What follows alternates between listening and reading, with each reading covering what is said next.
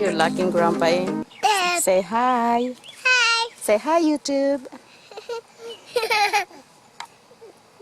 Tell YouTube you love Grandma's garden. You're always here whenever Grandma and Grandpa are here. Yes. Yes.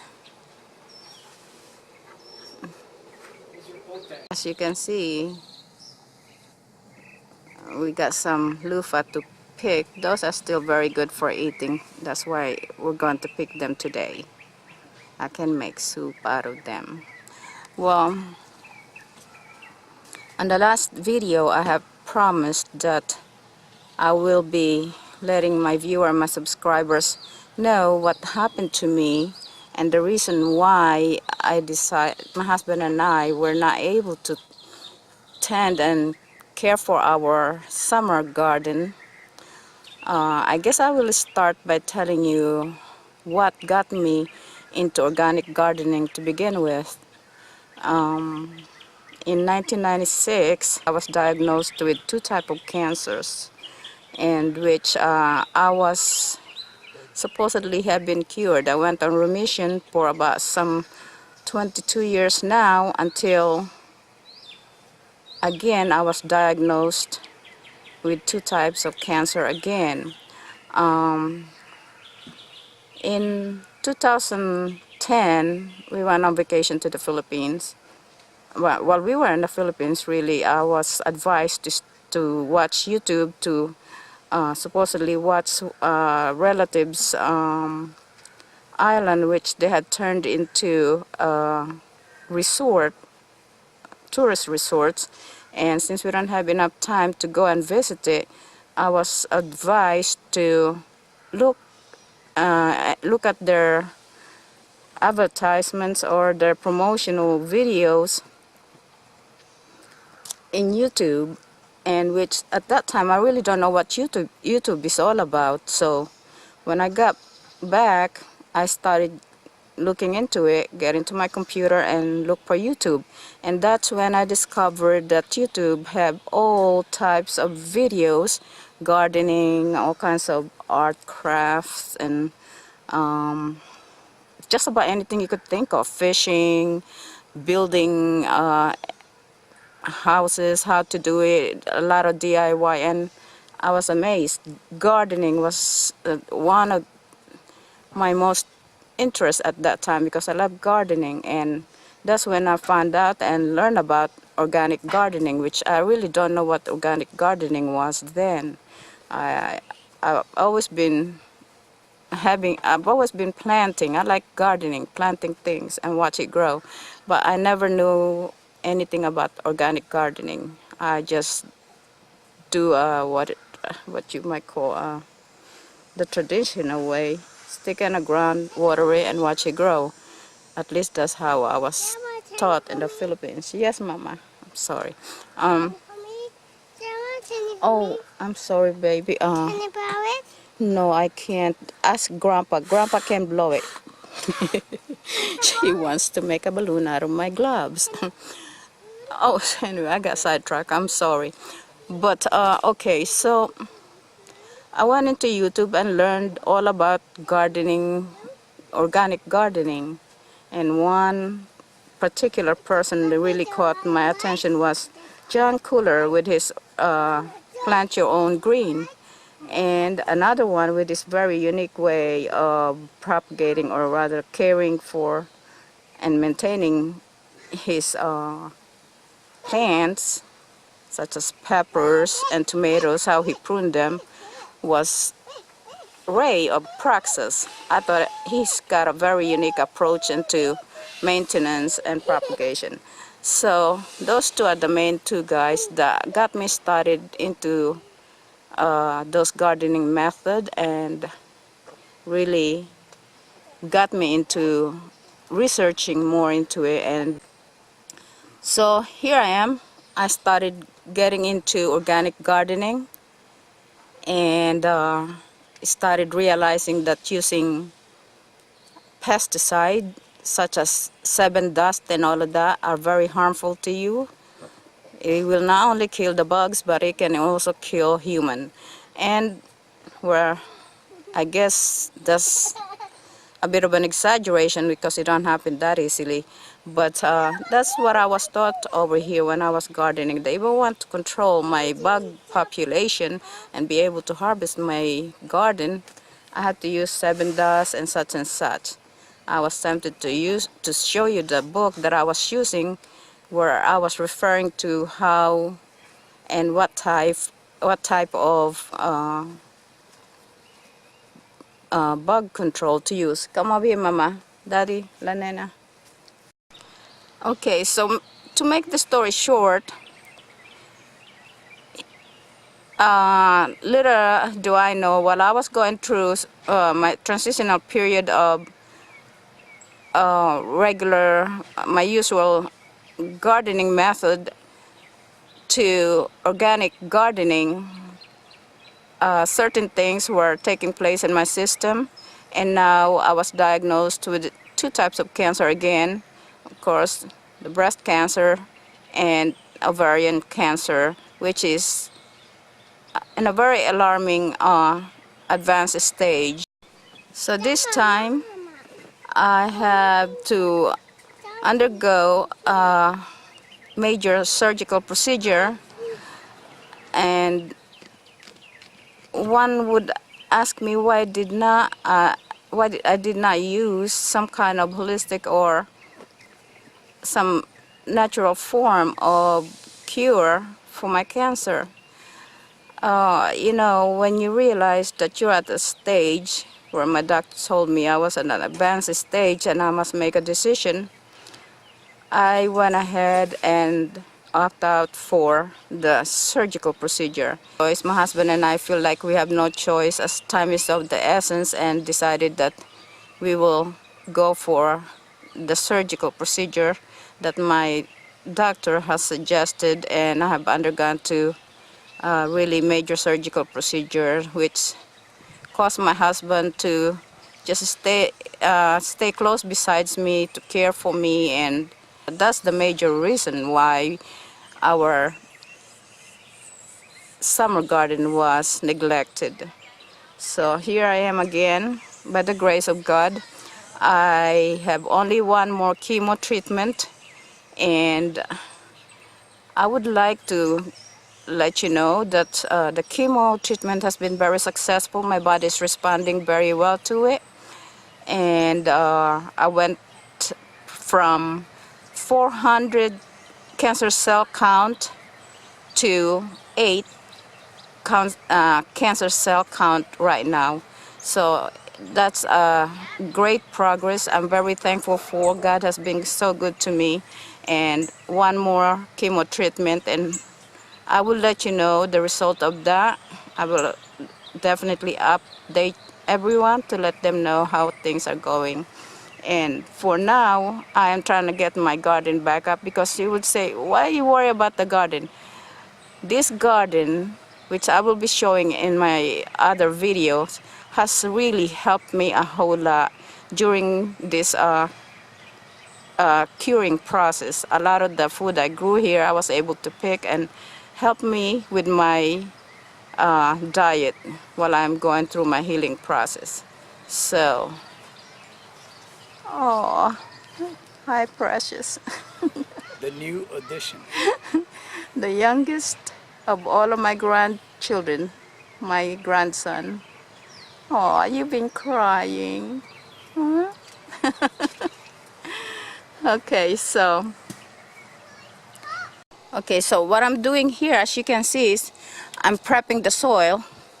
And what I'm going to do, I'm working with one hand just to illustrate what I'm actually doing here.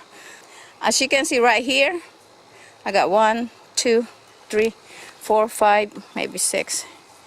What I'm going to do is broadcast some of the fertilizer here, organic of course, and this soil or raised bed here has been replenished with compost. My husband and his friend sifted it out of our old compost pile the other day and replenished each bed. And what I'm going to do is then put some fertilizer here, and in between I will be broadcasting some seeds bok choice and mustard and whatever else that I could incorporate in this bed alone.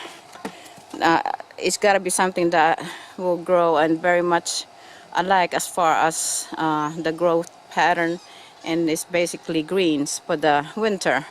And the reason why I'm putting the fertilizer now is so that when the seedlings started to mature, being that it's a winter garden, I won't be out here too much, tending to it. When you put the fertilizer here ready for its use, and you won't have to worry so much about it being depleted of the nutrient that it needs to grow.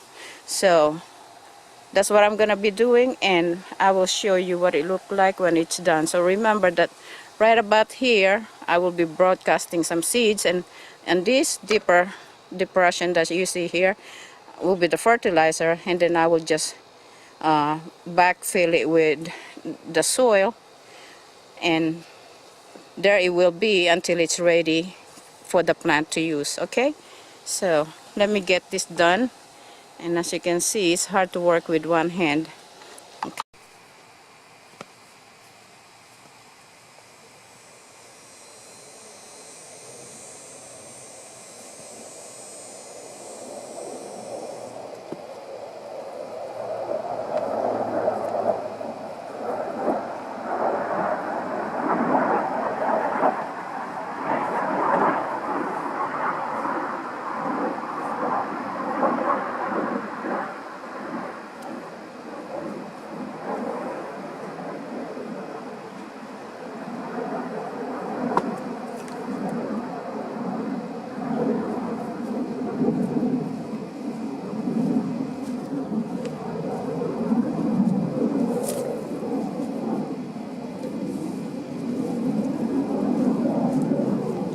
Gotta plant this because this is where What the the? seeds go. Yeah, It's on. yeah, I know. Can I go through? Yeah. Just want them to see what I'm doing with this bed.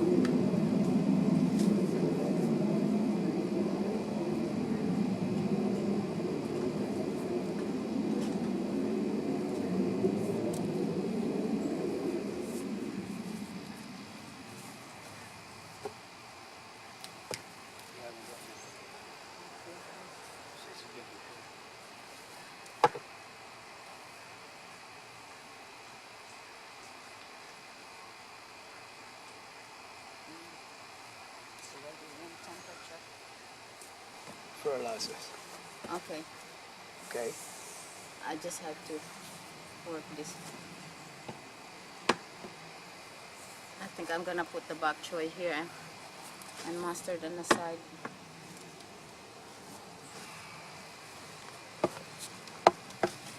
The sun shines from this point going down that way. I will start the bok choy here, and at the back will be the mustard green because the mustard green grows taller than the bok choy.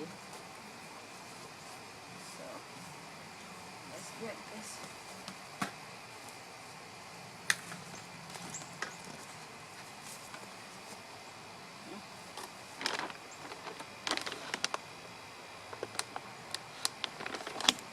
We're gonna, so this is what I'm going to be using.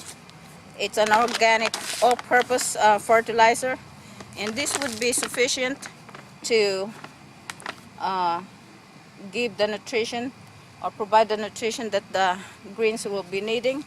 And I probably add a little bit of this blood meal as well. And as you know, this is nitrogen, and being that these are basically greens, and what green would need to really thrive is nitrogen. So we're gonna add some blood meal, and we are going to use the all-purpose organic fertilizer. Only use organic fertilizer if you're into organic gardening. And naturally, this bed and all the beds that I have here are replenished and are rich with compost. Okay, this is just a supplement for those times when you can't pay attention to it, to give it the necessary nutrient to grow healthy it will be there and it'll be ready for them. Okay, now let me show you how I will apply this fertilizer. I get a handful right about here, as you can see. I got a handful, and I'll broadcast that right there along. Maybe just pardon me going in front of the camera, and I'll eventually be done on this part here, and I won't be going over it. Okay, excuse me.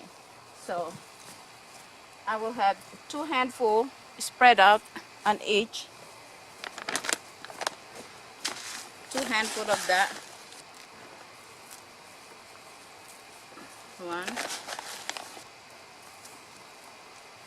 2,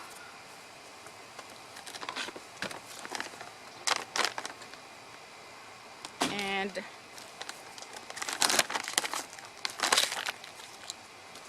the same with blood meal, which is nitrogen. Remember that nitrogen is very important for healthy green growth or leafy plants growth.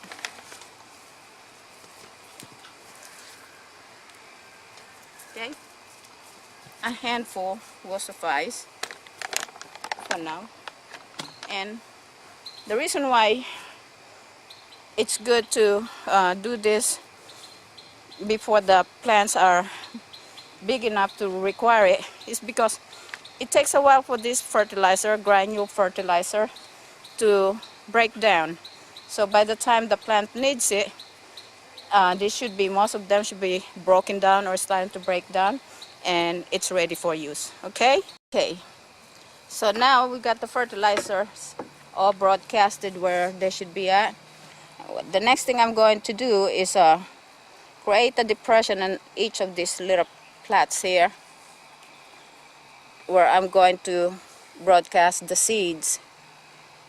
Now remember, since these are small seeds, we don't want to bury it deep. We're just going to skim the surface of it, and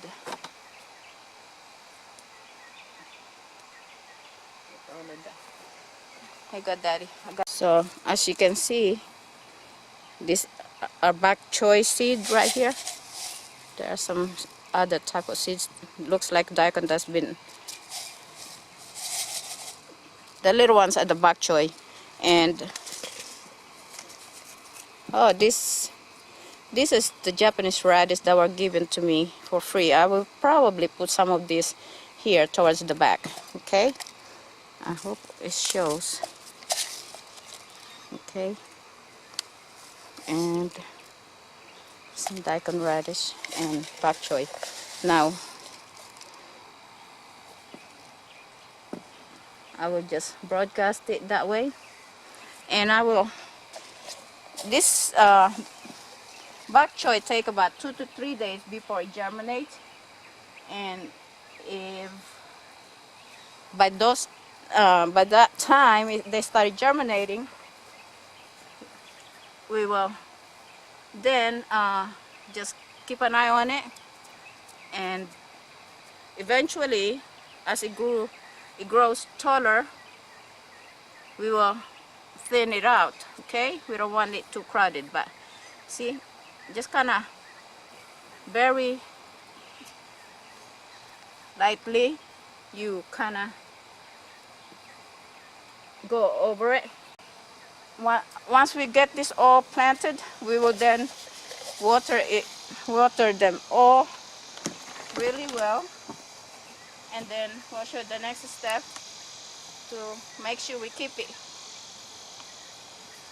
it nice and warm for the coming weather, which is now starting to cool off. I mean, we still got at least a couple of months of warm weather, and then cold weather will start setting in. I had to hurry up before I lose all my energy, all my strength. Okay, very lightly cover the seeds, very lightly, not heavily. There you go. 3 rows of bok choys. The next one will be mustard green. Okay? Okay, so you pretty much get an idea. Okay? All I'm gonna be doing is water this well, and I'll show you how we're gonna have it covered to protect it from any cold spill. As you know, we're in October, mid-October, and pretty soon we'll be having a lot of cold temperature coming in, and we just want to make sure that the seedlings here will be protected from that. Okay? If you're planting your own greens, you know what you're putting in it. You know what you're doing to maintain it. And so the best way to get your calcium, vitamins, and minerals is by planting your own greens. And we know that bok choy is very rich in calcium and many other minerals and vitamins, and as well as mustard greens, radish, and everything else that I plant here. And excuse me, moringa has been helping me out a whole lot, and I will be sharing to you a lot of my recipes that helps me out whenever I'm trying to regain my strength. I have 2 weeks of my chemo feeling really bad, and then the third week I try to bring myself back up by making soup out of my moringa and my sweet potato leaves. The young part of it is very tender. I make soup out of that, and I promise you, if you have the weakness that I feel and you eat these greens, make some kind of meal out of it or soup, you will feel the difference in your body. I wake up sometime in the middle of the night feeling very energetic after I had a good moringa or sweet potato soup. And I will be sharing you some of those very unlikely kind of recipes that you probably would not even see on YouTube. But I make up my own recipes, and I know that it works for me. And for what it's worth, if you're interested, you could see what they are and how they're done, okay? So let me stop this for now. Okay, so my husband connected the watering system. Let me see. Can you see? There you go. You see that dripping? And we're gonna program that to turn on once a day to give the moisture that the seedlings will need. Okay, so that's the next step. Okay, so now as you can see, what my husband doing is covering the entire raised bed with shade cloth. And we're in October, and it's we're still ranging from mid 80s to sometimes it would still hit low 90 degree. And really, since we're in mid-October, it's still nice and warm, so the shade cloth will do fine. It will give it the protection from birds and squirrels and bugs from nesting in there, laying eggs. And that would be sufficient for now. Sun can penetrate through, and when the temperature drops to 50 degrees at night, we will then put the plastic cover over it to keep it warm. And when that time comes, I will be making an update video so you could see how it's progressing. Okay, pardon me, I moved the camera. But right now what we're doing is just covering it with a shade cloth, and that will protect them, the seeds and the seedlings, from the birds and the squirrels. It takes 2 to 3 days before the bok choys start to emerge from the soil. Okay, so I will give an update of that, providing I have the strength to do it when that time comes. Okay, so there it is. My first bed for the winter is planted, and if you had not subscribed, I encourage you to please subscribe so that you could be given notice of the updates and the rest of the video that will be coming up. And I would really appreciate it if you were to share, give it a thumbs up, and please press that subscribe button. Thank you for watching. This is Cultivating Organic by Joe and Meg.